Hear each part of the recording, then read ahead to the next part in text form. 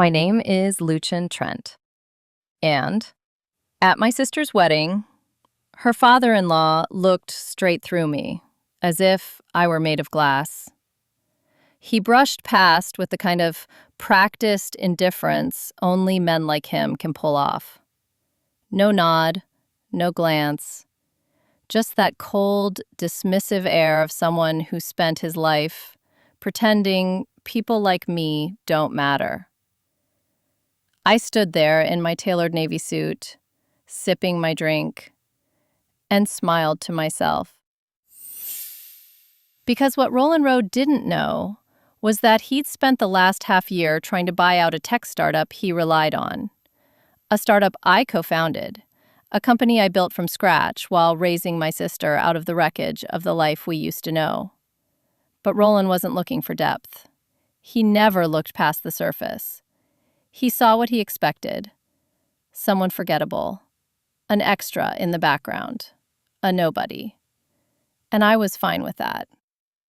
Because in a few minutes, when I was unexpectedly handed a microphone, I'd introduce myself properly. And in that moment, everything would shift. His grip on his wine glass, his posture, even the shape of his expression. Some men don't take well to surprises. Roland was one of them. He went pale. And I smiled. But before we dive into the story about how I suddenly became the star guest at my sister's wedding, be sure to subscribe and comment what time it is where you're watching from. People talk about grief as if it's all about silence. But before the quiet comes the noise. For me, it was the metallic ring of a phone at a time no phone should ring. Then static. Then the words I never thought I'd hear. Lucian, there's been an accident. My college advisor had called. My father, our father, was gone. Just like that. One moment, he was planning a trip to visit me and my younger sister, Isolde. The next, I was driving back to a home that no longer felt familiar, not without him in it. I was 22, exhausted from finals. Isolde was 17, 1 week from graduating high school. We had no mother in the picture. She'd left years earlier to start over with another family. It had been just the three of us. Now we were two. 2 orphans. 1 car. A future collapsing in real time. The funeral was a haze. But what followed hit like lightning. My father had been self-employed for years. And somewhere along the way, the bills had stacked up. Loans, missed payments, business liens. He must have kept it all hidden, shielding us, even as things fell apart. But the moment the obituary printed, the creditors came knocking. Hard. They took everything. The house, the car, his tools, his savings. All we had left was my weekend duffel bag and the clothes Isolde had laid out for graduation photos. My scholarship covered tuition, but everything else, our rent, our meals, her education, I was suddenly responsible for it all. That night, after the last condolence casserole left the fridge and the last well-wisher shut the door, I sat on the floor beside my sister. She was curled up in a hoodie, crying quietly, and I realized something terrifying and sacred. No one else was coming. It was up to me now. So I made a promise to her, to myself. I would finish school, get a job, keep us alive, somehow. I picked up every job I could. Morning shifts at the campus cafe, night deliveries for a courier service. Some weeks I survived on 4 hours of sleep and cafeteria leftovers. I was finishing my final semester, but my real education happened between bus transfers and bounced checks. The money I earned barely covered 2 lives, mine and Isolde's, but it stretched because it had to. I lost my girlfriend not long after. She was sweet, thoughtful, but she needed more than missed anniversaries and exhausted half apologies. I let her go. Not because I didn't love her, but because I didn't have anything left to give. People talk about building character like it's some noble process. Mine came from overdraft notifications and dollar store groceries. From printing my resume at the library because I couldn't afford ink. And every time I felt like collapsing, I looked at Isolde and reminded myself she still deserved a chance, a future. Even if I had to set fire to mine to light the path. I graduated without ceremony. No cap toss, no family gathering. Just a sigh, a handshake, and a job offer from a mid-tier firm. Back-end operations. Monotonous. Stable. But stable was good. I moved us into a 1-bedroom apartment. Isolde got the bedroom. I took the couch. She started community college while I spent my days buried in spreadsheets. At night, I cooked. Sometimes pasta, sometimes just eggs and toast. Weekends were for catching up on laundry, side gigs, and sleep. But underneath the routine, something in me stirred. A quiet push forward. So I took online classes, marketing funnels, cloud systems, automation platforms. I didn't know what I was preparing for, but I knew I had to be ready when it came. And then, one night, it did. It was a Thursday. Rain dripped down the fire escape. I was microwaving leftover rice when I got a message from Felix Medin, an old classmate from a business elective. He remembered how I used to analyze systems, see inefficiencies. I'm working on something, he wrote. Back-end automation for legacy ops. Small team, needs someone who gets structure. And clients. You in? I hesitated. It sounded unstable, but it also sounded alive. And I hadn't felt alive in years. I said yes. By day, I wore button-downs and blended into a sea of cubicles. At night, I dove into code, mock-ups, decks, and demos. Felix and I, built from borrowed laptops and half-drunk coffees. A third co-founder joined, then left during our first dry season. We kept going. 6 months in, a corporate client piloted our tool. Their processing times dropped by 40%. They told others, word spread. A review from a mid-tier tech blog lit the spark.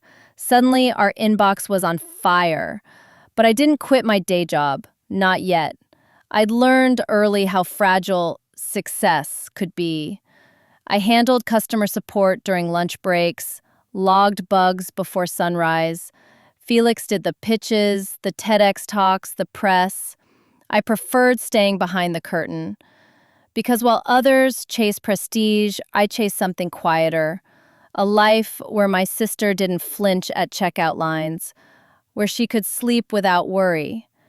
She got into a state college on merit. I paid every tuition bill on time. We had working heat, savings, peace. That, to me, was luxury. Even if no one saw it. Even if people like Roland Rowe met me and assumed I was nobody, that was fine. Because when you've lived through the fire, being underestimated feels like armor. It was a Tuesday night, and I was eating cold leftovers on the couch, still in my work clothes, when my phone buzzed. It was Isolde. She sounded out of breath, excited but nervous. I have something to tell you, she said. I assumed it was about a class, maybe an internship. I didn't expect what came next. I'm getting married. I blinked. You're what? To Damien. She added quickly, like ripping off a Band-Aid. We've been serious for for a while. I just didn't know how to tell you. I had met Damien once in passing, barely. Now he was marrying my sister? Are you okay? I asked. I'm more than okay, she said, almost laughing. I'm happy. Then came the part that caught me off guard. He wants to meet you. My protective instincts flared. I wasn't just her brother. I'd been everything for her. Parent, counselor, anchor. If someone was stepping into her life permanently, I needed to look him in the eyes and see if he was built for it. We set up a dinner at my place. Informal. I offered to cook. I remember opening the door and seeing Damien standing there, flowers in one hand, a bottle of wine in the other, and a smile that felt just a touch too polished.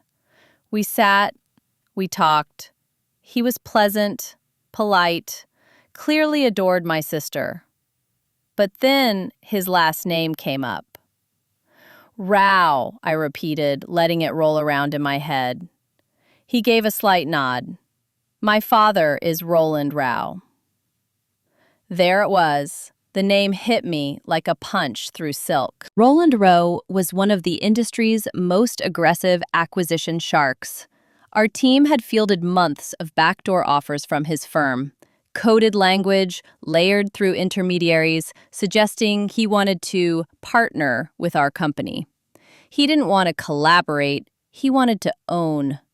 He was all over the tech finance circuit, known for tearing down what he bought and rebuilding it in his image. And now, his son was sitting at my table. I kept my face unreadable, didn't mention my company, didn't bring up the name on the server logs, because that dinner wasn't about business. It was about my sister. And if Damien was decent, I'd find a way to make peace with the rest. Later that evening, as I loaded the dishwasher, Isolde joined me in the kitchen. You went quiet for a bit, she said gently. Everything okay? I'm just surprised, I replied. You really love him? I studied her face. She wasn't pleading. She was glowing. And my sister never glowed easily. Okay, I said finally, then I'm in your corner. The weeks passed in a whirlwind of wedding plans. I offered help where I could, but stayed out of the spotlight. Then came the family meet and greet, upscale country club, crisp linens, servers in black vests, all very Roland Rao. When I walked into the reception area, he spotted me immediately, looked me up and down like I was a mystery he had no time to solve. No smile, just a once-over, then a look away. When we were introduced formally, he offered the most disengaged handshake I've ever experienced. You're her brother? He asked. I assumed her father would be attending. I stared at him. Our father passed away a long time ago, I said, level. He gave a shallow nod and turned. Then came the inevitable. What do you do, Mr. Trent? I kept it vague. Corporate strategy, I said. True enough. His eyes glazed over. He wasn't interested. And that was fine. But a part of me, quiet and still, thought, you'll regret that. That night I called Felix. He laughed and said, life's got a funny sense of irony, doesn't it? The wedding came faster than I expected. Isolde looked radiant, genuinely, glowingly radiant. Not because of the makeup or the dress, but because for the first time in years she looked free, unburdened, at peace. Just before she walked down the aisle, she gripped my hand and whispered, thank you for everything. I didn't say anything, just smiled and gave her hand a squeeze. My role was simple, walk her down the aisle, be present in family photos, smile during toasts. I never expected to do more. I hadn't prepared a speech, there was no slot in the program, no microphone with my name on it. Which is why I was confused when a staff member tapped my shoulder during the reception and said, you're up in 2 minutes. For what? The toast, she said. Mike's ready. Someone, probably Isolde, had added my name to the speaker list without telling me. I could have declined. Maybe I should have. But something inside me said, no, this was my sister's wedding, the girl I raised, the person I'd protected when the world fell apart. So I straightened my jacket, walked to the front, and took the mic. Good evening, I began. My name is Lucian Trent. I'm Isolde's brother. That got their attention. But I wasn't just her brother growing up, I continued. After our father died suddenly, I became her guardian. I was 22. She was 17. Our mother had long since left, so it was just us. I paused. The room was stone silent. I was finishing college. She was trying to graduate high school. I couldn't afford to break, not when she needed a roof, food, tuition. So I worked, a lot, day shifts, night shifts, whatever it took. I glanced at my sister. Her eyes were glassy. There were moments I wasn't enough, times I failed, but somehow we made it. I took a breath. And then I said what I hadn't said aloud in years. She made it because she's brilliant, brave, and forgave me for every shortcoming I carried on my shoulders. A few gasps. Forks paused. Even Roland Rowe had turned to face me. I wasn't done. During those years, I also helped co-found a startup. It was built during sleepless nights with borrowed equipment and more hope than funding. It's now a platform used by companies across the country. I scanned the room. Heads turned. Guests whispered. Some of you might even rely on it. I let the silence work for me. I didn't come here to talk business, but I tell you that because it's part of our story, the story that brought us here, to this day, this room, this moment. I turned to face the couple. Isolde, Damien, you found something rare, real. You built it together, and I'm proud to stand here and say, you're ready. I stepped away from the mic to quiet applause and returned to my seat. But before I could sit down, Roland intercepted me. He stepped into my path like a shadow detaching from the wall. Same suit, same practiced smile, but his eyes, those had changed. Lucian, was it? He asked, extending his hand. That was quite a speech. I shook it, firm, not eager. Thank you, I said. You're the co-founder of... He trailed off, fishing. Yes, I said evenly. A platform the company's been trying to acquire, he asked. The smile cracked just slightly. I had no idea. I know, I said. You didn't ask. He looked at me carefully now, calculating. Why didn't you say anything when we first met? Because I wanted you to see me, I said, without the title. A long pause. Impressive, he finally said, nodding in a way that was half respect, half reconsideration. Enjoy the evening, Mr. Rowe. I walked past him and returned to my table. Felix caught my eye across the room. We clinked glasses, said nothing, but the tension had dissolved. The rest of the night was joy. Isolde danced like she had no shadows left. Damien was gracious, attentive. Roland stayed civil, measured even, but something had shifted in him. Less arrogance, more calculation. And that was fine, because I hadn't lied, and I hadn't told him everything either. We never sold our company to Rowe Industries, not out of spite, not even out of pride. The offers were respectable. On paper, they looked great. But I've learned to read between numbers, to look at the energy behind an offer. Roland's interest wasn't rooted in partnership. It was built on ownership, assumption, power. I don't do business with men who only learn your value after they've Googled your name. So Felix and I kept growing, quietly, independently, on our terms. Ironically, Rowe Industries still licenses our platform. Their employees submit tickets through the same portal as everyone else. We respond the same way we always do, promptly, politely, impersonally, strictly business. Damien never brought up the company. Not once. He respected boundaries. And more importantly, he respected Isolde. Over time, we built something that felt close to trust. I never held his last name against him. Because he wasn't his father. He never was. And Isolde? She's thriving. She teaches now, gardens, volunteers on weekends. Her smile comes easily with no edge of fear or tension. She's at peace. And peace has a different kind of beauty when you've lived without it. That smile, that life, is what I fought for. That's my return. Some people still see me as the quiet one in the background, unremarkable, easily passed over. And that's okay, because I know something they don't. The people who ignore you when you're silent are the same ones who scramble to respect you once they hear your resume.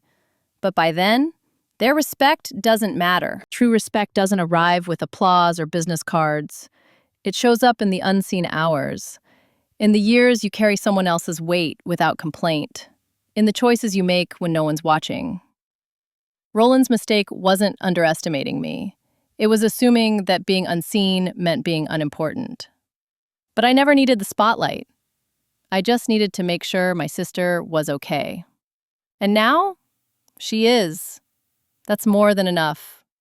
If I've learned anything from all of this, it's this. You don't rise by demanding attention. You rise by standing still, standing true, and letting the work speak when the time is right. When people finally notice, let it be on your terms, because what matters most isn't who applauds you. It's who you protected, quietly, fiercely, while no one else was watching. If you enjoyed this tale of long-awaited revenge and triumph, be sure to like, comment, and let us know a time you've been doubted without people knowing your true power.